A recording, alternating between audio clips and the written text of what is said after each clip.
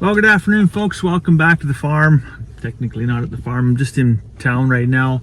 Just picked up some new feeders and a new water because turkeys and chickens are coming tomorrow. And a quick inventory. I found some, I guess, kind of end of life equipment. So I did a quick search on PV Mart's website, Princess Auto's website. Looked like Princess Auto had the deal of the day, so I got some 17-pound chicken feeders, and then I got a 5-gallon poultry water, just a gravity, or not a gravity, but a vacuum style water, and so that I can set up the brooder the rest of the way for the arrival of the new Poults chicks tomorrow. Pretty excited about that. But that's not the end of the preparations. So I mean, I can have all the water and the feeders that I got, but if I don't have anything to put in them, I'm in a bad spot. So my good buddy Robin over at Bloom Enterprises, aka Millionaire Farmer, check him out on YouTube, by the way, just recently got into, well, not recently got into, he's been in the animal feed business for a long time, but has expanded the business now to include things like poultry starter, turkey starter, all kinds of different mineral and all, you name it. Like, he's got it. I was shocked. I was there the other day. I was like, holy man, like you're really giving the big boys a run for their money, and pricing very competitive. So anyways, that's what I'm going to run here now, and I'm going to pick up 10 bags of this turkey starter, and then we'll be in business. All right, well, I just got loaded up here with the turkey starter over there at Bloom's. So I got 10 sacks of it, 25% protein. So we're ready for the turkey chicks and the chicken chicks to come, turkey poults and chicken chicks to come tomorrow. We're keeping them all together. They're going to eat one common feed, and I actually printed off a worksheet, or like a kind of a fact sheet, on how much turkeys should be fed and how much they should weigh, kind of the feed conversion ratio chart. I just found this on the internet. I don't have a link for it or anything like that, and I just, out of curiosity, I'm not going to be following this religiously or anything, but I just thought it was interesting to know, okay, well, by the time 20 weeks go by, the turkey hens should be 27.5 pounds, and I should have put 73 pounds of feed through them, according to this, cumulatively.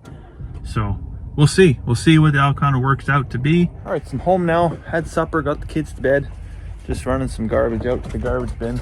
Won't be able to burn it here now because I'm on the right side of the house, but it's so windy right now. Looks like the neighbor got his tractor fired up. That's good. He's got an old beast too, like ours. I got ours hauled out of the barn the other day, got the air pumped up in the tire, but tire went flat right away again, so it's got a bead leak. I'm gonna have to deal with that later in the week. But anyways, I'll get this taken care of, and then yeah, you got a super good diet, by the way. That's what happens when you leave dad home alone with the kids.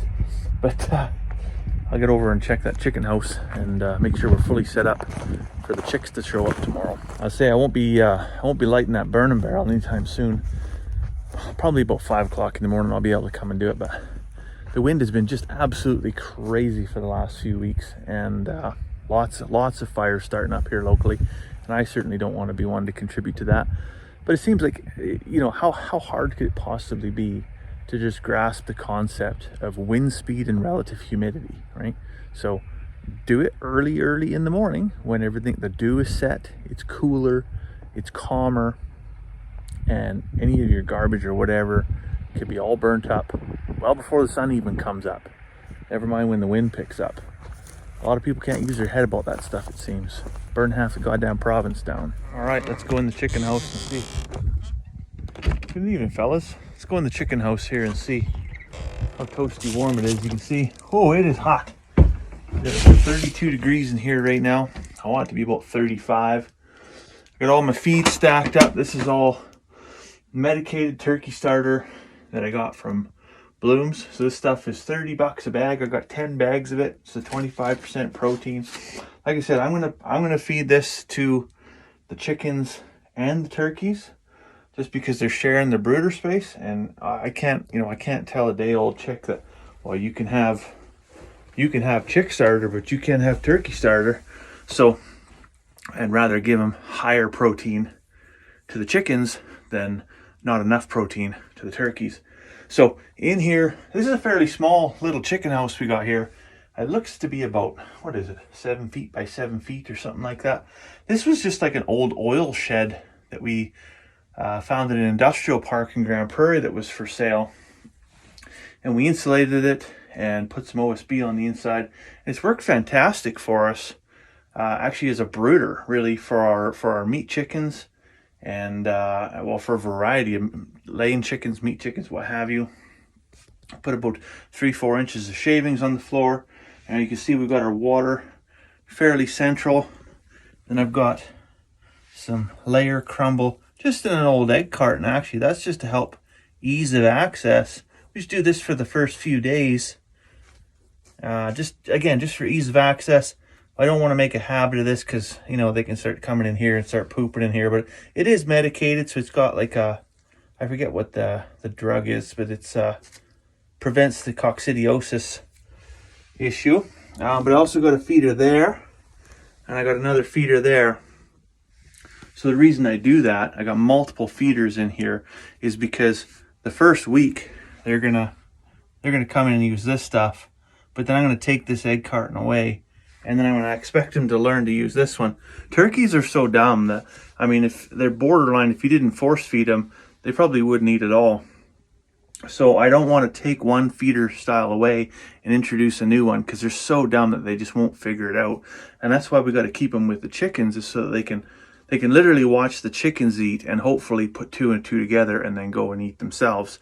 But the other reason we got 3 feeders in here is because temperature variation, right? So because it is a little bit larger of a space, because we got quite a few chicks coming in, we want to give them the space that if they're spread out, they're not so spread out that they're too far away from a food source. So that should work quite well. Now, when I was talking to my wife the other day, I mean, you can see how well insulated this is. Even the door, we got this bubble wrap insulation on there. My wife was saying, well, above the door, there's a spot where it's missing some insulation. I wasn't sure what she was talking about, but it was right here where, you know, my fantastic carpentry skills, I didn't have anything that I could really nail a piece of OSB in that corner, and so I just never nailed a board over top of it. And the chickens, this is when we had layer hens in here, and there's another spot on the other side where they did the same thing.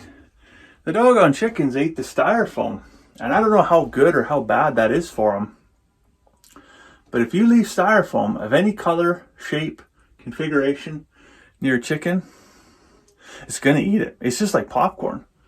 And yeah, so they ate the whole chunk out of there. So I'm gonna have to come back and spray foam that up and then put a piece of board over there, I guess. They obviously couldn't get to that stuff, and they pecked a few spots in that corner over there, but they're just, because this roosting bar is here, it's just like lining up at the buffet, I guess.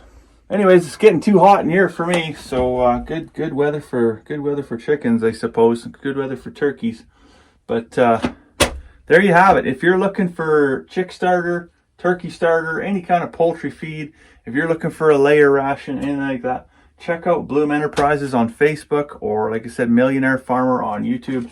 They got the goods, and it's priced just right, and it's all locally grown or locally supplied. So highly recommend it. But for me now, it's getting really, really hot in here. I gotta step outside.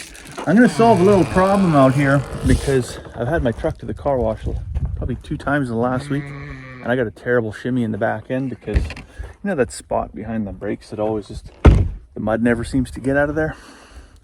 I'm gonna crawl underneath there and solve that problem, because I feel like I got epilepsy or Parkinson's or something like that driving to work this morning. It was just ridiculous. So I'm gonna take care of that, and I'll let you go for now. I hope you're having a fantastic evening. We'll see you tomorrow.